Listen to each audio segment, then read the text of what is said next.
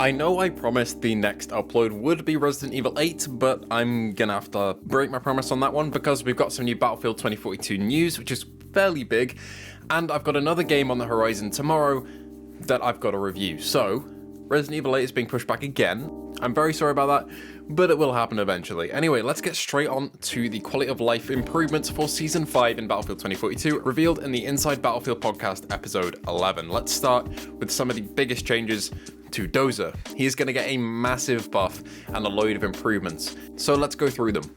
Firstly, you can use the shield when you're on a zipline, whereas previously you couldn't and you were completely exposed. Now, for example, Stranded comes to mind. If you're trying to zipline to the top of the boat, you can head up there with Dozer and protect yourself basically completely from anyone who's trying to shoot you as you go up. The hitbox for smacking an enemy when you're smacking with the shield is noticeably larger as well, so you can have an easier time hitting enemies with your shield. You can now strafe left and right a little bit faster than you used to be able to as well, giving Dozer a bit more agility. This is coupled with a faster run speed, meaning Dozer is going to be a bit more versatile in what you can do with him. The distance where you can attack and hit an enemy is also a little bit further than it was before. I'm a little mixed on this one because I feel like the distance is fine as it is, but we'll see how that plays out. When Dozer is ricocheting bullets off of himself, he'll also disperse them a little bit further, and the bullet spread will go wider, meaning you're going to have to be very close to whoever's shooting at you to send those bullets back where they came from.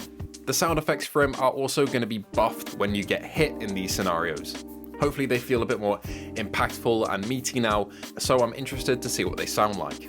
Animations are also getting improved when attacking, deploying and undeploying the shield, and this is great because they feel a little stiff as it is now. I'm interested to see what the animation department are getting up to with that one. Your field of vision will also be capped at 70 if you're using it between 50 or 69 when deploying the shield. The higher your FOV is, the less camera motion there is for the soldier. So this is going to be an FOV cap to just adjust the field of vision a little bit for Dozer players. When enemy shoots at a Dozer shield and one of the bullets gets deflected and damages the enemy, that's going to be a damage assist as well for him. He's going to get more XP, and he's also going to get a distraction assist if none of them impact the enemy. So if your shield just gets shot, you're going to get XP for that, just like, say, Montagnier does in Rainbow Six Siege.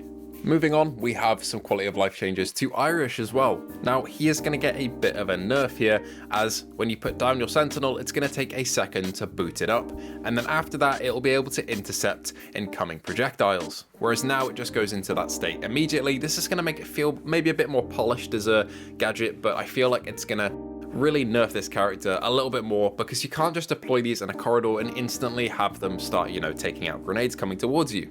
It's going to put an emphasis on finding your position and staying there rather than moving in a versatile manner with the APS system and using it in different scenarios. Once it's found an enemy projectile, it'll go into the interception state for about 5 seconds, and after those 5 seconds, it'll go down into a cool state. Essentially, it's going to have a cooldown time, and you'll be able to tell this visually. There will be different flashing lights. Booting up will be a flashing white color, searching will be solid green, and intercepting will be a flashing green color. So pay attention to those if you're an Irish player after update 5.0. There'll also be different audio cues for this too. So I'm glad they're being very inclusive with how you can actually determine what the APS system is doing at any given time. The visual effects will also be more clear when they're intercepting a projectile. I'm interested to see what these will be because I think they're fine as is, but any improvement is welcome. The enemy can now also see a line on the top of their crosshair to show them if they've dealt any damage or if they've actually triggered an enemy sentinel, whereas now your projectiles just disappear and you don't actually get an indication whether they've been taken out or not, which can lead to a lot of confusion, especially with new players. This sentinel will no longer intercept EMP grenades, C5 or tank shells, whereas before it would essentially intercept everything except for C5. Overall, these changes make Irish feel a little bit more cohesive with this gadget. I feel it's got a bit more of a progressive state and feels like a gadget that's more grounded in the world as opposed to feeling more superficial. That's just the way that I feel about it.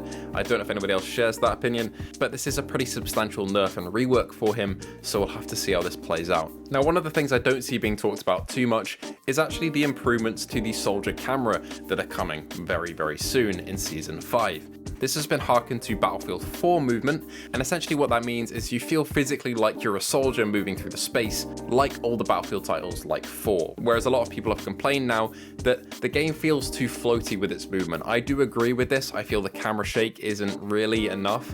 Maybe it's not shake, but there's not enough movement going on there. Maybe it's the positioning of the camera, or it's the animations of the guns themselves. but we'll have to see. There is now an accessibility option called reduced camera motion, which essentially will reset it to how it used to be, but the new default option will be the new settings that have been introduced. They focus more on rotation rather than movement for the camera, which is an interesting way to shift it, and if this is how older Battlefield titles did it, this is going to be a far more effective way of making your soldier feel grounded when running. DICE is also saying that they're trying to simulate the movement of the head and the entire body rather than just a floating head experience like a lot of people are complaining about now. And the player will be now centered where they're supposed to be, while still getting that kind of physicality and the sense of weight as you're sprinting on both normal and traversal sprint. And these sprints will also vary depending on the weight of the weapon. Now DICE could be overselling this a little bit. I don't think we're going to get the same feeling of weight like we do with BF5's LMGs when running, but maybe I'll be proven wrong. I hope it's quite easy to distinguish the different running cycles between weapon classes. That would be awesome to have that feature. So any more weight given to the soldier movement is a massive plus in my book. Anyway, that wraps up everything from the Inside Battlefield podcast. We are on PSVR 2 content tomorrow reviewing a brand new game that has absolutely blown me away. So if that interests you, feel free to stick around and be there for that one.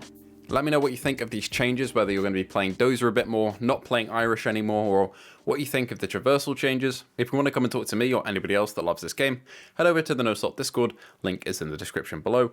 Thank you all for watching, and I'll see you in the next one.